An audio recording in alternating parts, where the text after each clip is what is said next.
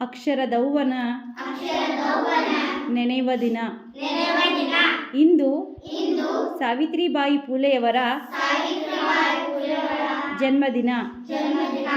ಭಾರತದಲ್ಲಿ ಅಕ್ಷರ ಕ್ರಾಂತಿ ಆರಂಭಿಸಿದ ಭಾರತದ ಮೊದಲ ಮಹಿಳಾ ಶಿಕ್ಷಕಿ.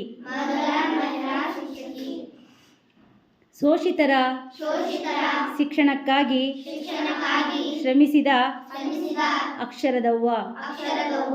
ಇವರ ಜನನ 3 ಜನವರಿ 1831. ಇವರ ಜನ್ಮಸ್ಥಳ ಮಹಾರಾಷ್ಟ್ರದ ಸತಾರಾ ಜಿಲ್ಲೆಯ ನೈನ್ಗಾಂವ್. ಇವರ ತಂದೆ ಕಂಡೋಜಿ ನೇವಾಸೆ ಪಾಟೀಲ್, ತಾಯಿ ಲಕ್ಷ್ಮೀಬಾಯಿ, ಪತಿ ಜ್ಯೋತಿರಾವ್ ಫುಲೆ. ಇವರ ಪ್ರಾಥಮಿಕ ಶಿಕ್ಷಣವನ್ನು ಮನೆಯಲ್ಲೇ ಪಡೆದರು. ಪತಿಯೇ ಇವಳ ಮೊದಲ ಗುರು.